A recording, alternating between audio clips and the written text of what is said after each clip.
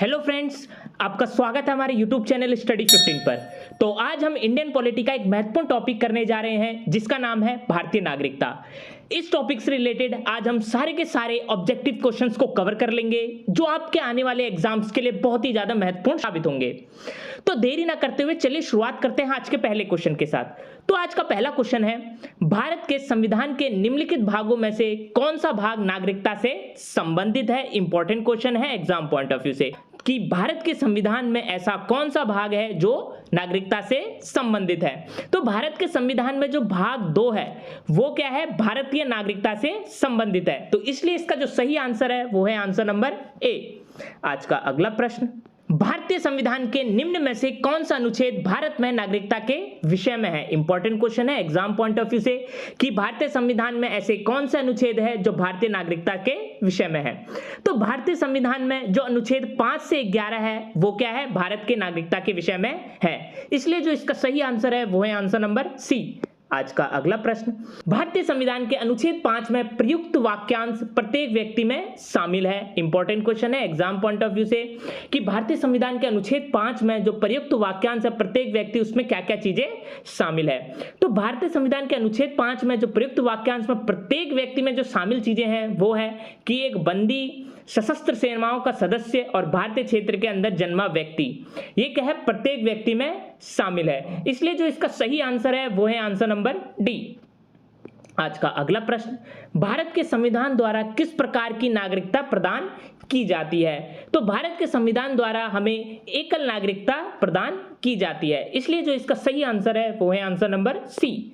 आज का अगला प्रश्न, भारत में नागरिकता की निम्नलिखित विशेषताओं में से कौन सी सही है। यानी आपको इसमें बताना है कि कौन सा ऐसा वाक्य है जो भारत में नागरिकता की विशेषता है। तो भारत में जो नागरिकता की विशेषता है वो है कि संपूर्ण भारत की क्या होगी, एकल नागरिकता होगी। तो इसलिए इसका जो सही आंसर है वो है आंसर नंबर सी। आज का अगला प्रश्न, भारत में एकल नागरिकता की अवधारणा अपनाई गई है। इंपॉर्टेंट क्वेश्चन है एग्जाम पॉइंट ऑफ व्यू से कि भारत में जो एकल नागरिकता की अवधारणा है वो कहां से अपनाई गई है। तो भारत में जो एकल नागरिकता की अवधारणा है वो अपनाई गई है इंग्लैंड से। आज का अगला प्रश्न, दोहरी नागरिकता निम्न में से किसकी विशेषता है। इंपॉर्टेंट क्वेश्चन है एग्जाम पॉइंट ऑफ व्यू से कि जो दोहरी नागरिकता है वो इनमें से किसकी विशेषता है।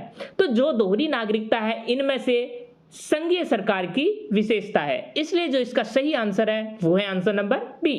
आज का अगला प्रश्न, नागरिकता अधिनियम कब पारित किया गया था। Most important question exam point of view से कि जो नागरिकता अधिनियम है वो कब पारित किया गया था। तो जो ये नागरिकता अधिनियम है वो पारित किया गया था 1955 में। इसलिए जो इसका सही आंसर है वो है आंसर नंबर बी। आज का अगला प्रश्न, नागरिकता अधिनियम 1955 के अंतर्गत पंजीकरण द्वारा भारतीय नागरिकता प्राप्त करने के लिए भारतीय मूल के व्यक्ति को भारत में कितने वर्ष बिताने होंगे। इंपॉर्टेंट क्वेश्चन है एग्जाम पॉइंट ऑफ व्यू से कि नागरिकता अधिनियम 1955 के अंतर्गत अगर पंजीकरण के द्वारा भारतीय नागरिकता प्राप्त करने के लिए भारतीय मूल के व्यक्ति को भारत में कितने वर्ष बिताने होंगे। तो नागरिकता अधिनियम 1955 के अंतर्गत पंजीकरण द्वारा भारतीय नागरिकता प्राप्त करने के लिए भारतीय मूल के व्यक्ति को 7 वर्ष बिताने होंगे भारत में। इसलिए जो इसका सही आंसर है वो है आंसर नंबर सी। आज का अगला प्रश्न, नागरिकता अधिनियम 1955 के अंतर्गत निम्नलिखित में से किनके द्वारा कोई व्यक्ति भारत का नागरिक बन सकता है। इंपॉर्टेंट क्वेश्चन है एग्जाम पॉइंट ऑफ व्यू से, नागरिकता अधिनियम 1955 के अंतर्गत किनके द्वारा कोई भी व्यक्ति भारत का क्या बन सकता है, नागरिक बन सकता है। तो वो कौन कौन से है आपको इनमें से बताना है। तो नागरिकता अधिनियम 1955 के अंतर्गत आप जन्म द्वारा भी क्या कर सकते हैं, भारतीय नागरिकता प्राप्त कर सकते हैं। उद्भव द्वारा भी आप क्या कर सकते हैं, भारतीय नागरिकता प्राप्त कर सकते हैं। पंजीकरण द्वारा भी आप भारतीय नागरिकता प्राप्त कर सकते हैं। राष्ट्रीयकरण द्वारा भी आप क्या कर सकते हैं, भारतीय नागरिकता प्राप्त कर सकते हैं। और राज्य क्षेत्र के मिल जाने से भी आप क्या कर सकते हैं, भारतीय नागरिकता प्राप्त कर सकते हैं। तो आप क्या कर सकते हैं, इन पांचों के द्वारा क्या कर सकते हैं, भारतीय नागरिकता प्राप्त कर सकते हैं। इसलिए जो इसका सही आंसर है वो है आंसर नंबर ए। आज का अगला प्रश्न, भारतीय नागरिकता निम्नलिखित में से कितने तरीकों से प्राप्त की जा सकती है। इंपॉर्टेंट क्वेश्चन है कि अगर आपको भारतीय नागरिकता प्राप्त करनी है तो आप किन तरीकों से या कितने तरीकों से प्राप्त कर सकते हैं। तो भारतीय नागरिकता आप प्राप्त कर सकते हैं 5 तरीके से। और 5 वो तरीके कौन कौन से हैं? वो तरीके हैं जन्म द्वारा, उद्भव द्वारा, पंजीकरण द्वारा, राष्ट्रीयकरण द्वारा और राज्य क्षेत्र के मिल जाने से। इन 5 तरीकों से आप क्या कर सकते हैं? भारतीय नागरिकता प्राप्त कर सकते हैं। आज का अगला प्रश्न, भारतीय नागरिकता नहीं प्राप्त की जा सकती है। इंपॉर्टेंट क्वेश्चन है एग्जाम पॉइंट ऑफ व्यू से कि भारतीय नागरिकता आप कैसे नहीं प्राप्त कर सकते हैं।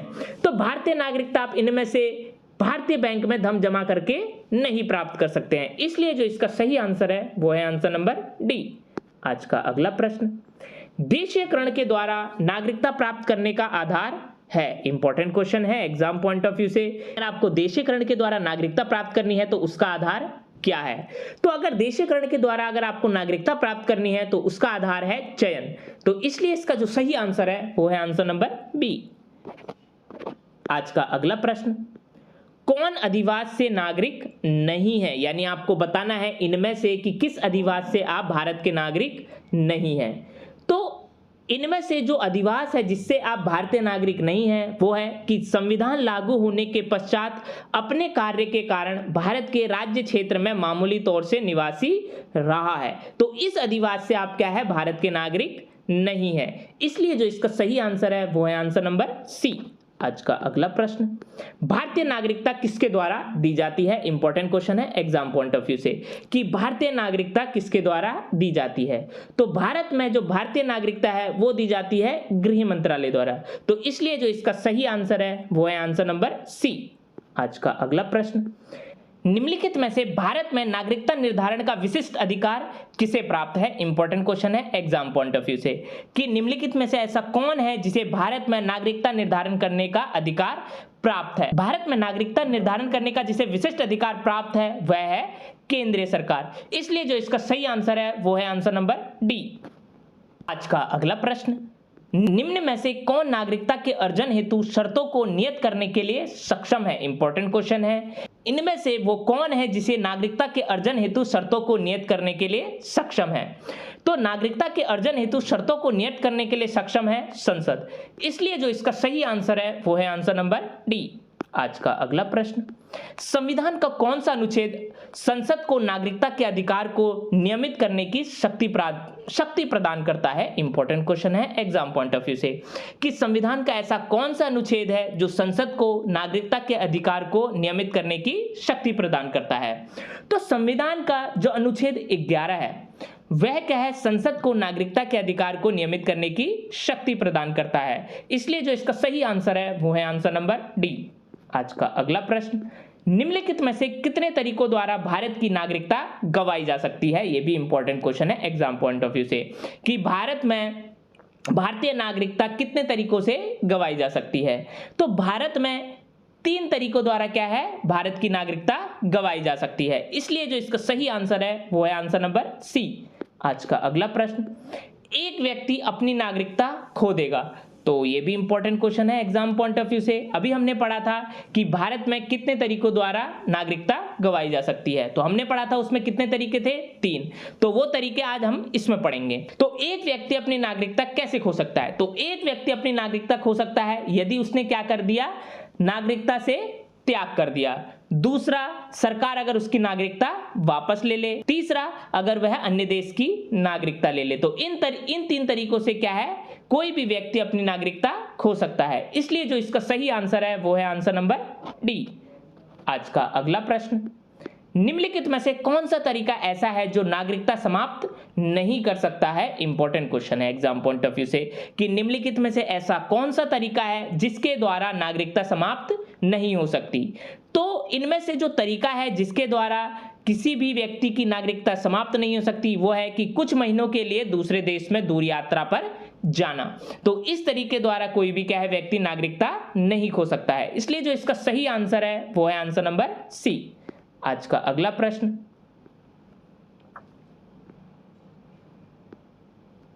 निम्नलिखित का मिलान कीजिए। यानी आपको क्या करना है? सूची 1 को सूची 2 के साथ मिलान करना है और फिर नीचे दिए कूट का सही प्रयोग करके आंसर आपको बताना है।